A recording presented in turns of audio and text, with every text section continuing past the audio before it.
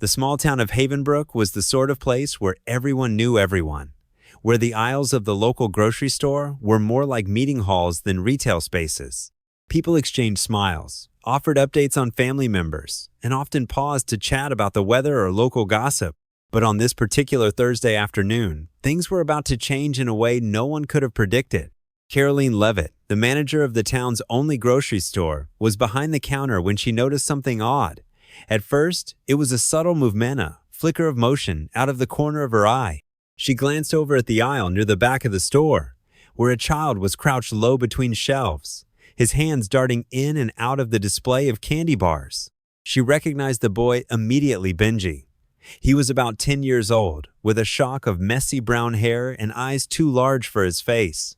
He was a regular at the store, but lately, Karoline had seen him more often with his mother, who was a single parent struggling to make ends meet. Benji's mother, Donna, had always been polite but distant, her face drawn tight with the weight of financial burdens. At first, Karoline thought Benji might just be reaching for a treat. It was something she'd seen plenty of times: kids wanting something sweet, their parents oblivious. But then, she saw it. His small hand slipped a chocolate bar into his pocket. Karoline felt a pang in her chest.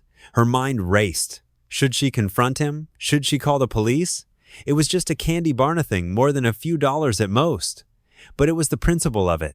She knew that Benji's family struggled, but stealing was stealing. She took a deep breath and walked over to the aisle, trying to keep her footsteps as quiet as possible.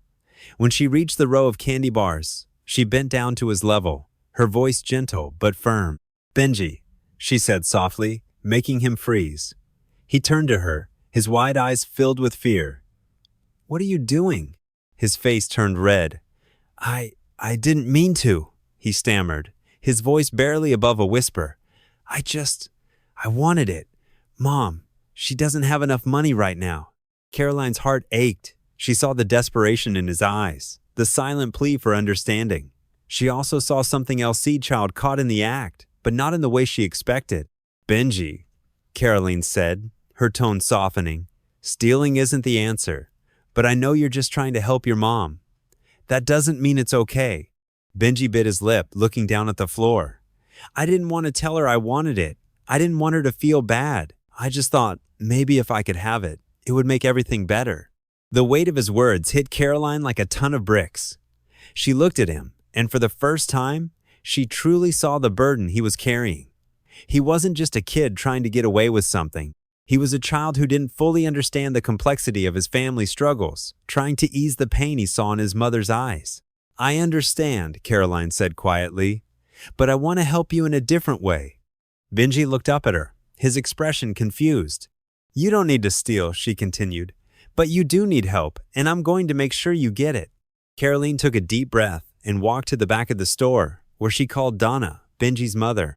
She explained the situation, not in harsh terms, but with empathy, emphasizing that this wasn't about punishment. It was about understanding and support.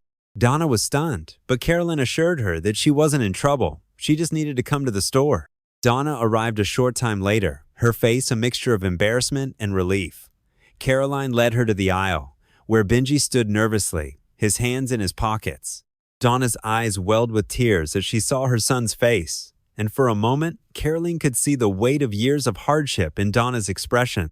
Karoline wasn't about to let them leave empty-handed. She gently placed a bag of groceries in Donna's arms, filled with some essentials and a few treats for Benji. "This is on me today," she said. "But more importantly, I want to make sure you and Benji get the help you need. There are resources in town, food banks, community programs. I can help you get in touch with them." Donna was silent for a moment, but then she nodded, tears slipping down her cheeks. "Thank you," she whispered. Her voice choked. "I didn't know where to turn. I didn't know what to do." Karoline smiled warmly. "You don't have to do this alone. None of us do."